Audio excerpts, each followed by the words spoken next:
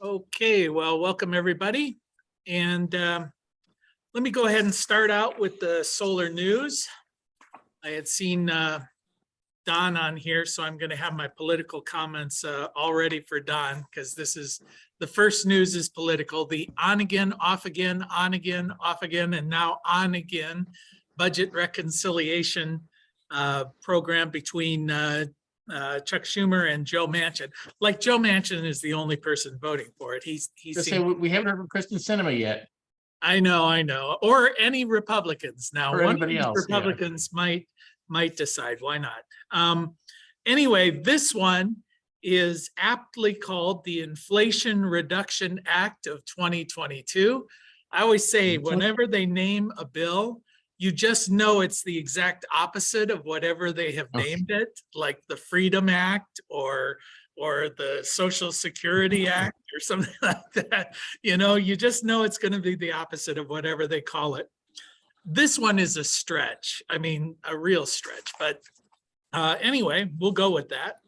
$370 billion in energy, climate, and apparently medical prescription drug.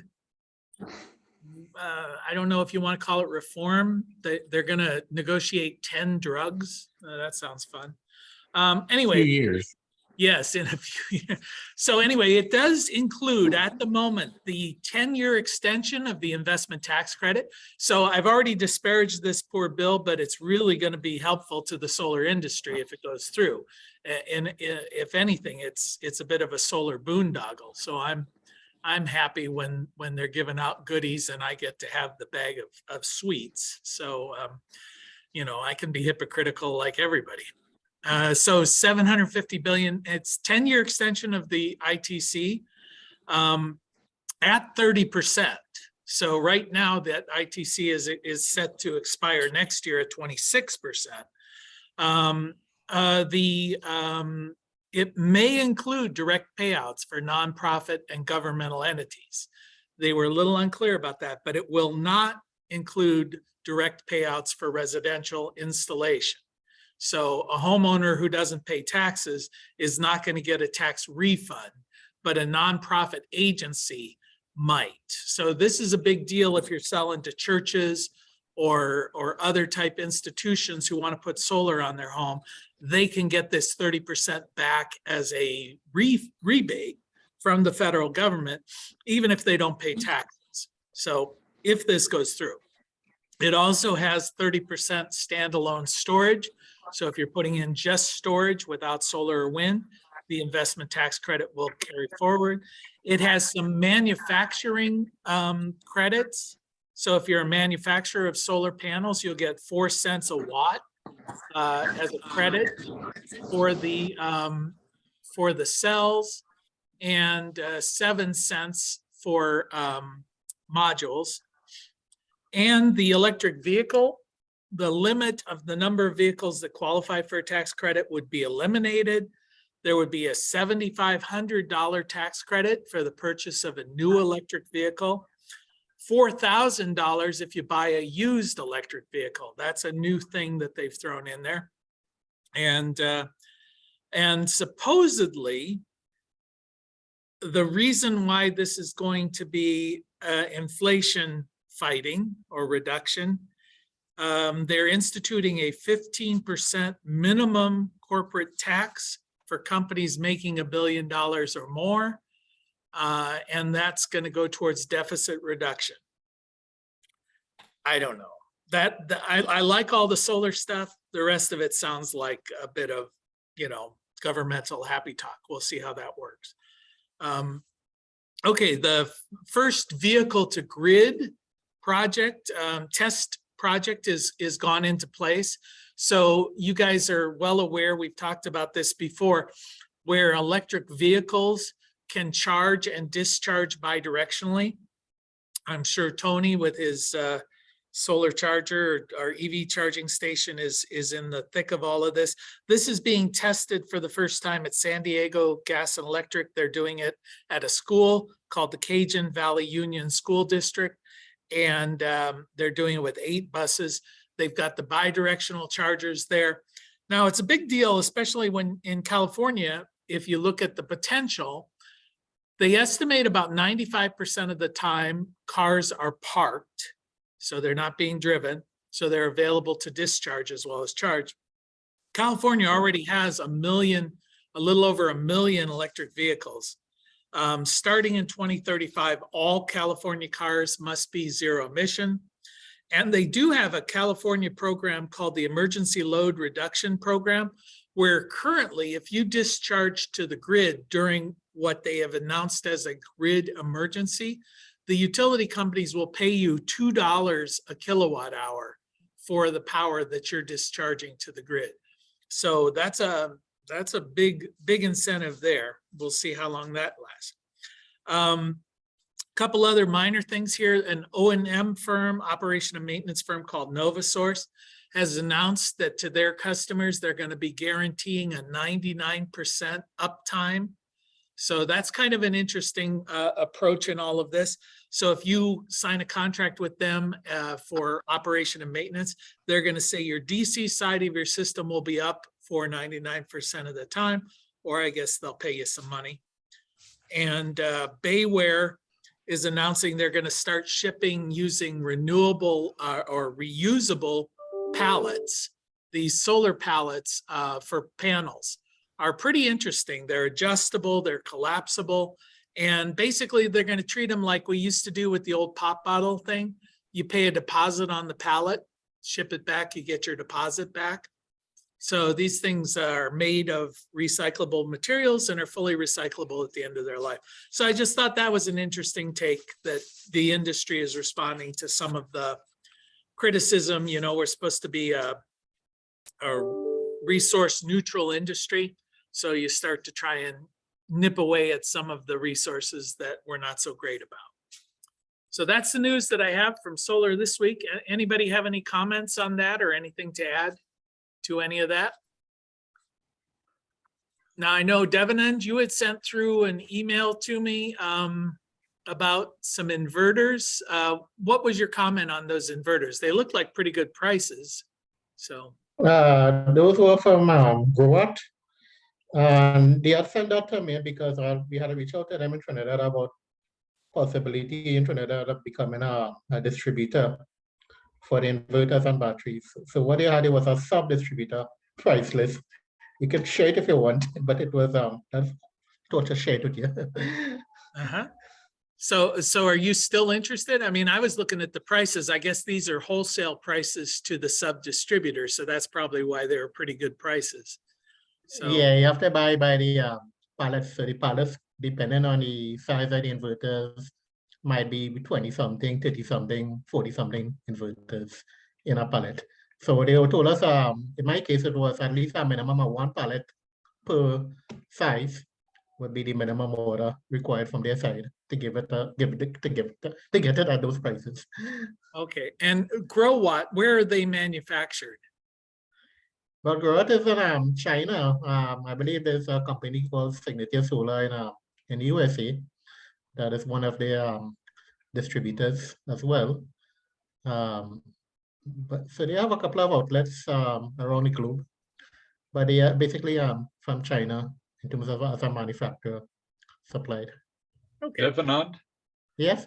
are these string inverters or are these microinverters? The prices I give there, no, it's not micro. Everything is string inverters, plus they have some high frequency and low frequency off-grid inverters. Okay, thank you. No problem. All right. Okay, well, I thought what we would talk about here today, I took part, or I watched a webinar from Generac. It was actually put on by Renview about the Generac microinverters, and I thought they raised a couple of interesting points that I thought people might be interested in. And there is another webinar coming up for, let me see. I can share it with you. Simplify Power is going to be having a webinar. So if you want the link for that, but this webinar on the Generac microinverters, if you just go into YouTube now, it's posted in there. If you just look at Generac microinverters, it just was held this week. Interesting little, but basically what Generac is doing is through acquisition, they're getting big into solar.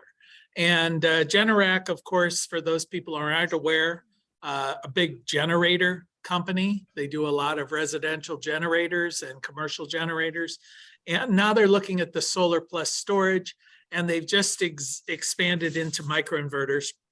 They bought a company called Chilicon Power. So the Chilicon microinverters are basically being rebranded as Generac, and integrating it into their solution. A couple of the things that they were touting as advantages of this particular microinverter. One is it's 100% made in the United States. So it's designed and assembled in the US. That could be a big deal because that bill that I just mentioned, the Inflation Reduction Act, actually will elevate the investment tax credit to as high as 40% or 50% if the products you're using are US manufactured. So they could add an additional 20%. So if you go with all US panels, all US microinverters, all US, you may get as much as a 50% tax credit back on that system, assuming this bill passes. Now, this bill is slated for a vote this week. That's the last I was able to see on it. It struck me they're trying to sort of sneak it in before anybody can read it. So, or before Cinema, I always think Cinnabon for whatever reason, but Kirsten Cinnamon from Arizona, is she, or one of those? Yeah, it's Arizona. Yeah, anyway, she's making noise like she might not like it, but I think she likes the attention of saying that she might not do something. There may be some other objections. I am sure there are objectionable things in this for everybody. So, but they're trying to just sort of push it on through quickly. So we'll see if that happens before anybody can actually read the fine print. That's the way government works. I was going to ask, I don't remember, to get the highest credit for this one, did you have to have union labor too? I'm not sure. It didn't say it in the article. I know that they talked about, they didn't mention it in the one I was reading, but they did say about US product. They also did say certain, what would they call them? Distressed areas, economically distressed, perhaps even ecologically distressed would qualify for the higher investment tax credit. So not really sure about union labor. A lot of times that's in government contracts, of course, that if you've got to use prevailing wage or union labor for that. Yeah, they had that, I remember, for the cars, earlier they had the higher rate of reimbursement for the cars if you had union labor. Yeah. So anyway, so that's a big advantage if this goes through, that this is at the moment the only microinverter system that is US made. That doesn't help. Check and see if the Pelosi's invested. Pardon? Check and see if the Pelosi's invested. That's how you'll know if it goes through. Yeah, I actually heard there's an investment group that just watches what they do and does it because, all right. Okay, so I'm sounding like a Republican here. So, okay. So the other thing about it is there's a dual input. So these are basically, their system is designed to have 2 panels for each inverter. They do have a single input, but they said that's just if you have an odd pair, you know, like if you got 41 panels or something and you need a single. They really focus on the 2. The wattage output is 720 watts, so 360 watts per channel. They say that will take up to 450 watt panels. So one of the advantages of this particular microinverter is if you are using large panels, you know, 400 watt panels, then you're dealing, for instance, if you're using Enphase, even if you did 1 each, the IQ7s only go up to what is it, like 295, something like that. So it's still going to be 130 watts more with 2 microinverters versus 1 microinverter. So if you're using big panels, this is a good solution. And price wise, well, I'll get into prices here in a second. Another thing that I thought was a good innovation that I don't know why the others don't do, they use 10 gauge wire in their branch circuit connectors. So you can take up to 30 amps on a branch circuit as opposed to 20 amps, which is how Enphase and all use 12 gauge wire for their connectors. So that's good. They're looking at that. Another big deal if you're an installer is Generac has said that their warranty on these, the 25-year warranty, will include the cost of labor in replacing the microinverter. So that's a big deal. If you have to go out and make a service call or something, that you know, Generac will reimburse you for the time and the person. They didn't have any details as to how much that was, but they did say that they're going to be addressing labor for warranty work. It's also battery agnostic. So if you want to incorporate it with a AC coupled system, it does not require a proprietary battery system like Enphase does. So you could use Tesla, you could use LG Chem, or you could use the Generac system that exists. So, and let's see, anything else? Large panels, so it's single phase and 3-phase. When the costs, you get into the cost of it, I saw one analysis that the 720s from Chilicon or Generac now will actually cost slightly less than the IQ7s. Even though you're using twice as many IQ7s, the retail price is about $190 for each one versus $280 for the Generac. Yeah, Bill, you had a question? Your hand? Bill? You're on mute, Bill. Oh, you're on mute, yeah. Sorry. All right. The testing lab, DNVGL, which is now changed to PVEL, started doing comparative testing of inverters also. And I wanted to find out if they had done any testing comparing the microinverters. Last time I knew they had not done microinverters, but apparently the market is 70% microinverters and it's probably even 80% at this point, and 20% string inverters. So I want to find out if they have gotten into that DNV or PVEL. I'm not sure if it's that specific. That's a testing company like ETL or UL? Yes, it's at least for solar panels, they do the module scorecard every year, where they test for damp heat, thermal cycling, and their testing is quite a lot more rigorous than any of the others. UL is simply test for safety. It doesn't test for reliability. Mm-hmm. And so DNV has been it's a Dutch testing lab that apparently is also testing the batteries for the New York consortium that's doing the battery installations and battery testing.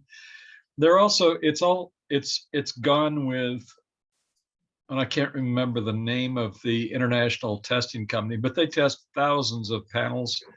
And I know that they were getting into doing testing for inverters also. That was maybe 2 or 3 years ago that they started that. And I just wanted to find out if anybody else has looked at this. And again, it's testing for reliability. Apparently, panels are tested for potential degradation in terms of electrical potential at higher voltages, 1500 watts Right. and also thermal cycling as well as dynamic pressure loading on the panels. And I just know that they've recently said that they were going to get into testing inverters as well. Okay, well, I know in this webinar, they went into quite a lot about bragging about their testing and how they've met all of these different requirements. So what I'd suggest is looking at that webinar. They claimed, you know, a very, very low failure rate and very high reliability. So I'm not sure if it's that specific testing lab there, but they did have several PowerPoint slides going into detail about they passed this test, they passed that. He pointed out Generac has like 180 UL testing centers in their facility in Wisconsin. And so he was very proud of their reliability. So, but he's a sales guy. So what do you want? They're going to say how reliable, but I guess if they're going to warranty the product with the labor as well, you know, they must be feeling pretty confident that it's not going to be. They were pointing it up in lieu of all of the issues that have been with Solar Edge in recent years, having a lot of reliability issues there. And of course, Enphase had a lot of reliability issues early on with their M195s and their M250s. Those guys, they had a pretty bad rap for a while, but I haven't heard anything recently on the IQ6s or 7s. Apparently those are pretty, and now the IQ8s, those must be pretty reliable. So yeah, let's take a look at that. I also looked a little bit into some of the depth on the Generac AC coupled and DC coupled solution that they've got out there. They've got an 11 kW inverter, and then they sell the batteries in 3 kW units. The battery cabinet can hold up to 6 of these, so 18 kilowatt hour of battery solutions there. And the way these things are sort of put together, it was a little bit difficult to get an apples and apples comparison because, you know, when you look at the Generac solution, you got to buy the cabinet separate from the batteries, but the monitoring stuff is included with the inverter. And anyway, so and with the Enphase, you've got to pretty much have the combiner box, because that's where the communication information or the monitoring system is. So you got to add that in. And anyway, when I added everything together, batteries, cabinets, monitoring, transfer switches, you know, the auto transformer to get you kicked off of the grid. It looks like both the Generac and the Enphase system come in priced fairly equivalent.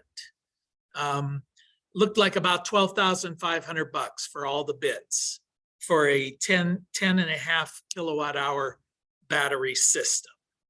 So that's kind of what my benchmark was there. And I don't want to say that I'm 100% confident on that, but it's as close as I could do without running through. I tried to use the RenView.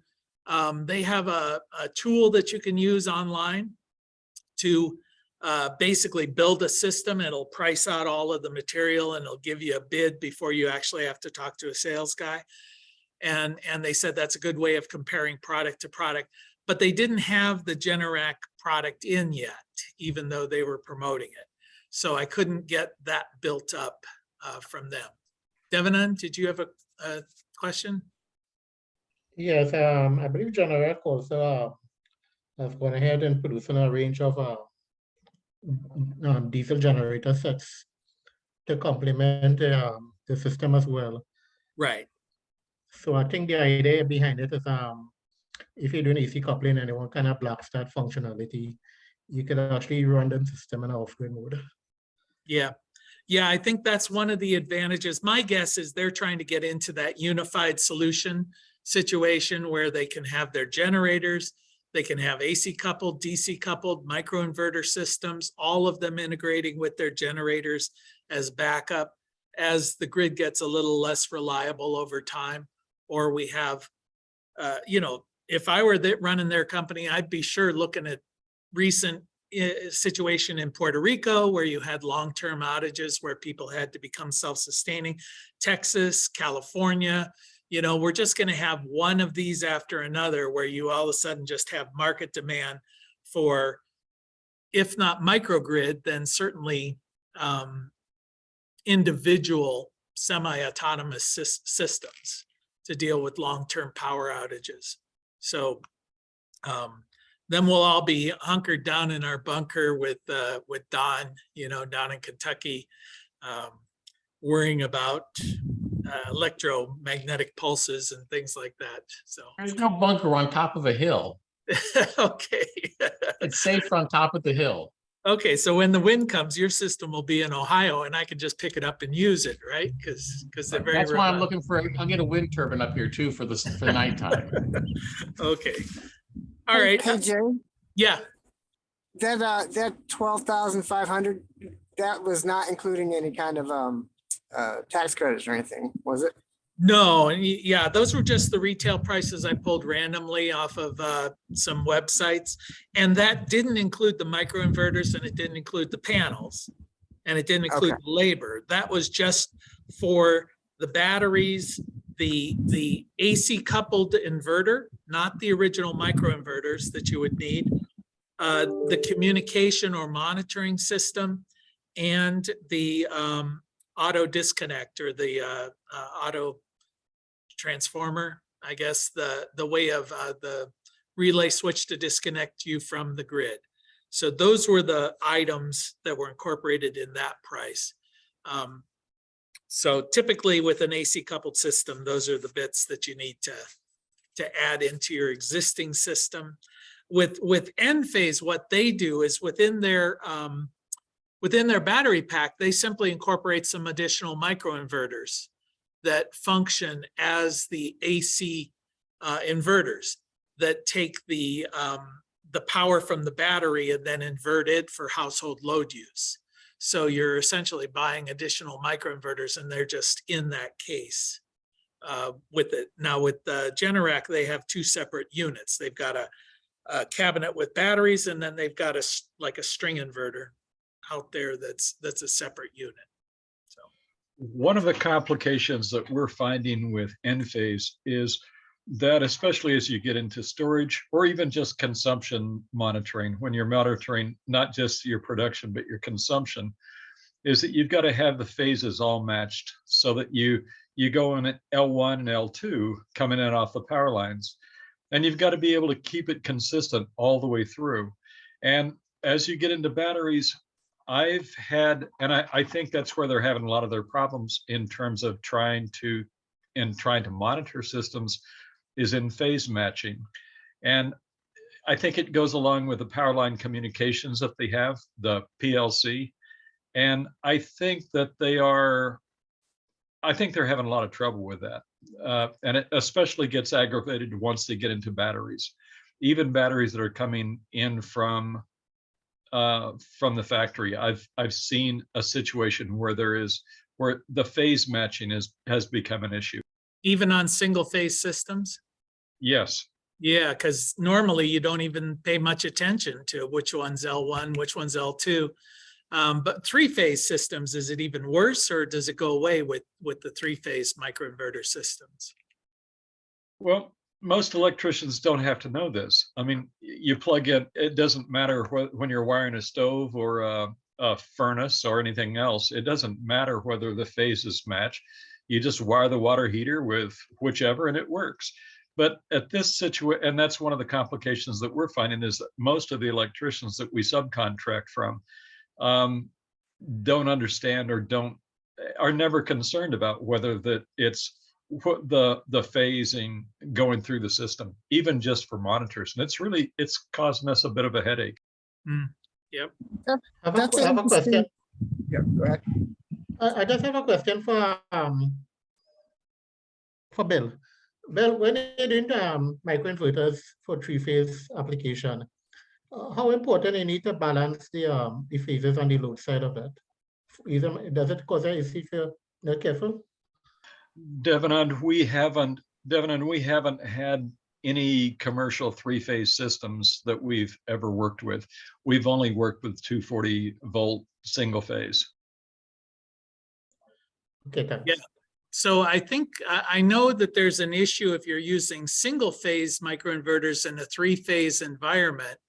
You know, if you're hooking them in, then you've got to make sure you've balanced the input within that three-phase box, you know, so you would have to do some load balancing there. Three-phase microinverters coming into a three-phase box, I would think work in similar way as the single phase, right? They're coming in on the lines. So you've just got three lines coming in, three-phase coming off the microinverter.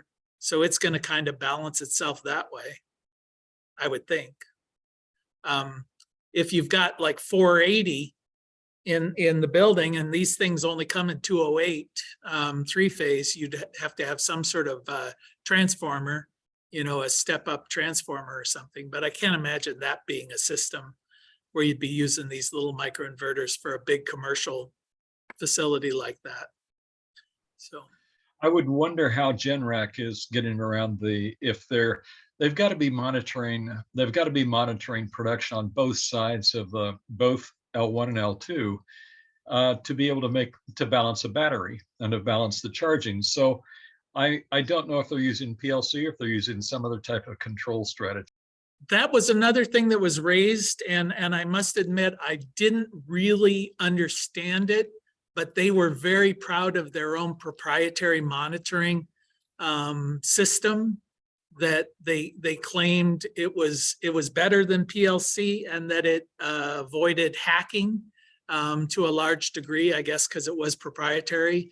So there weren't that many people out there interested in them. So that was, they didn't say it that way, but that was my assumption. It's because it's just us. Who's going to spend your time trying to hack Joe's computer when you've got Apple out there or something? So, so anyway, that's interesting. Eric, you had a question there. Yeah, I was just curious. Do people measure consumption at the device level, or do you kind of do it by like circuits? You know, what devices are mapped to a circuit? Yes. The answer is yes. This is one of those that's just kind of an emerging thing. Up until recently, people haven't really done a lot of load consumption monitoring and control. But it's a huge thing that's going on at the moment. And you can go out there and buy device level plugs that'll allow you to monitor individual loads. But I think more commonly, you're getting it at the branch circuit level, you know, where that you can use either a smart service panel or some of these systems that put those little CTs over the different branch circuits in the service panel, and then you can control that through your monitoring system. In fact, that was another thing Generac was bragging about. Of course, their little monitoring system is also a load management system, all contained within itself. And they said it will monitor up to 500 of these microinverters. They didn't talk about how many loads. But they also said that it comes with this little 9-inch touch screen that you can mount on the wall. And they were talking about how old people don't live on their phones and they like this little touch screen thing. And I felt bad that I related to that, you know, that I kind of thought the touch screen was cool. So I must be an old person. So anyway, that was that's going to be a big, huge issue. You know, how do you monitor individual loads? And you can imagine that trying to monitor individual devices is going to get a little bit difficult. So it's probably going to be branch circuits where people lay down. So in those individual smart plugs, are they safe? Like if you're running like a heater or something hot or cold, air conditioner, I mean, is it safe to use those as well? Oh, I would imagine, sure, as long as they're amp rated for that application. And of course, you're getting into the ground fault protection issues. I haven't heard much on it, but I heard a while ago that the new NEC is supposed to mandate ground fault protection on all outlets in the home. So that's going to be a big deal. No longer will we be able to buy the little $1.50 plugs. You're going to have to buy $26 plugs for every outlet. But I've used some of those individual where you can turn them on and off. That's kind of as far as I've ever gotten. You can just go on your phone and say, turn that off, turn it back on. And it just switches it on and off with the use of my phone. That ground fault protection, you can't do that at the circuit breaker. You have to do it at every receptacle. Oh, you could do it at the circuit breaker level. Okay. Yeah. And I guess we'll probably see that because that would be a lot cheaper than going out and buying individual plugs for everything.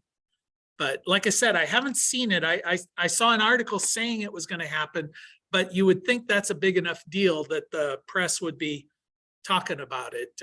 I don't know. Has anybody heard anything on those GFCI outlets being required everywhere?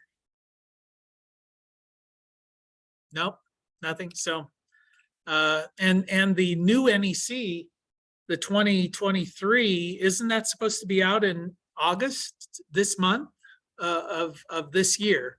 The 2023 usually comes out in 2022, like cars, So I'll look up that for the next meeting, see when the NEC's coming out. When I did some research on the original drafts of that, there weren't a lot of changes in solar. They messed around a bit with some of the labels and stuff like that, which they always love to do, but there wasn't any of this like rapid shutdown stuff or anything that was dramatic or massive in solar for this next revision. Okay, anybody have anything else to add? Yeah, Bob? The cost analysis that you were talking about, is that available? Yeah, I'm happy to share that. I can just send, I mean, it's sort of written down like this. Speaking of old people, I actually use pencil and paper, but yeah, I could share that with you. And also, if you want the link to that Simplify webinar, and I could send you the link to the YouTube for this Generac, but you'd be easier just going into YouTube and doing a Generac microinverter search, and you'll find it as easily as I'll find it. So, all right. Anybody else have anything to add? Yeah, Devin? Yeah, I don't think you'll get any costing information directly from Generac. I know they have distributors, GED Solar, I believe is one of them, that they could actually go to them and they will be able to provide costing for the various Generac components. Yeah, the components I got was from Inverter Supply. So they listed them, whether you can buy them from them or not, I didn't try, but they had them listed and they had prices in there. So, and then for the Enphase, I found the best prices there were Alti, they were just, I don't know if they're the best prices, but they were easy to find. And that's all I was looking for is, just something that was a rough comparison. Okay. All right. Well, in the meantime, if you have any ideas about what you want to talk about, send me an email, and otherwise I'll see you guys next Tuesday. All right. Take care.